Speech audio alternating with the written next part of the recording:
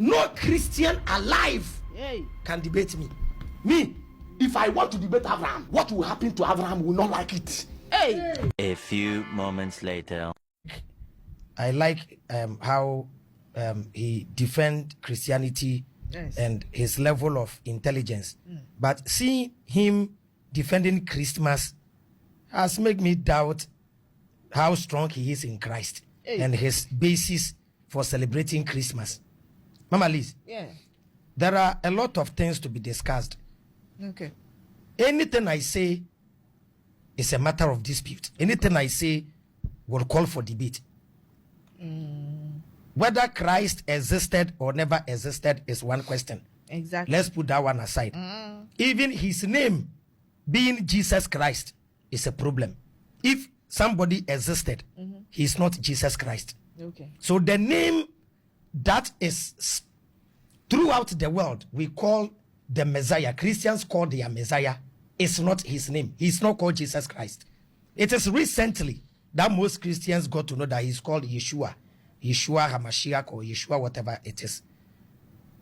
Now, his date of birth is also questionable. Of course.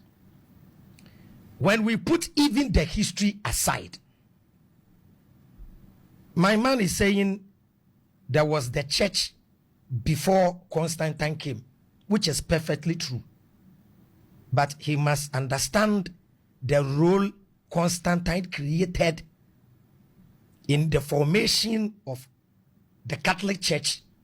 During that time, Rome was controlling the world and wanted one religion for the whole world. So paganism died in the Roman Empire just to resurrect in the Catholic Church. So during the time of Constantine, the Pope, the then Pope was Pope Alexander. So Constantine was he was a pagan, a sun worshipper. Christmas is sun worship. Easter is sun worship. The figure called Jesus is not the Son of God. It's not the S-O-N of God. It's the S-U-N of God. That is why when you see any image of Jesus Christ, you will see the halo of the sun behind his head, whether Mary or is what died in the Roman Empire that resurrected as the Catholic Church. And during that time, it was Rome controlling the whole world. So the calendar we are using now, is Gregorian calendar. It was Pope Gregory the 13th who gave us this calendar. Now, all over the world, when we go to school, we were forced to learn Roman numerals. Mama Liz, didn't you learn Roman numerals? Are we Romans? No. Even the time we use today, Mama Liz, when you watch your time, the time says it's 4:39 p.m. It's wrong. It's not 4:39. The real time, the Catholic Church changed it. Even there is a prophecy in Daniel. And if Apostle Daniel knows prophecy, the four beasts of Daniel chapter 7. What did Daniel say? He black. He says the fourth beast, which is the fourth empire, will swallow the world into its stomach, trample upon it, and break it into pieces. And they will try to change God's laws and God's festival. Daniel chapter 7 verse 21.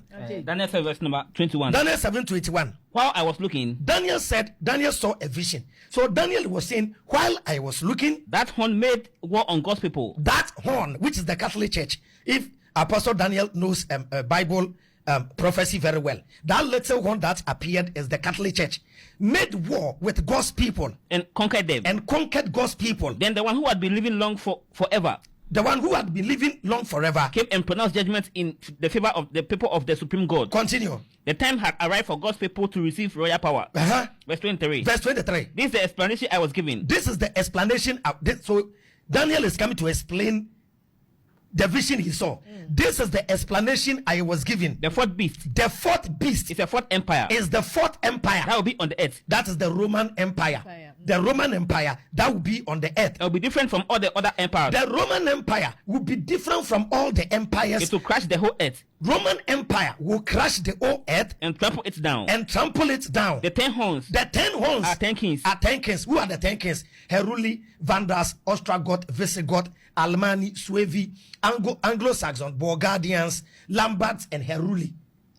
They One is Germany, France, Portugal, Switzerland, Great Britain, Italy, and some other. I've forgotten a letter. When the time comes, continue. The 10 horns are 10 kings. The 10 horns are 10 kings. Who will rule that empire? Who will rule that empire? Then another king will appear. Another king, that is the Catholic Church, will appear. It will be different from all the earlier ones. Why would that be different? It was a pope becoming a king. That is a priest king who will be different than all the others. And overthrow the 3 kings. And overthrow 3 kings. So when the Catholic Church got power, they overthrew 3 of the nations, Heruli, Vandals, and Ostrogoth. Then they got the 7 European nations. Continue. He will speak against the supreme God. The Catholic Church will speak against the supreme God. And, yeah. I have all the list of blasphemies of the Catholic Church.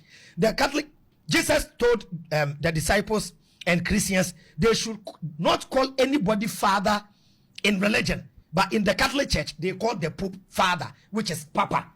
Continue. He will speak against the supreme God. He will speak against the supreme God and oppress God's people. And the Catholic Church will oppress God's people. He will try to change their religious laws. He will try to change their religious laws and festivals. So, Mona Lisa, there is a prophecy that says an empire will arise. Will try to change God's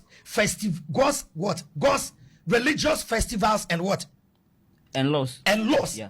So it's the Catholic Church that changed a whole lot in Christianity.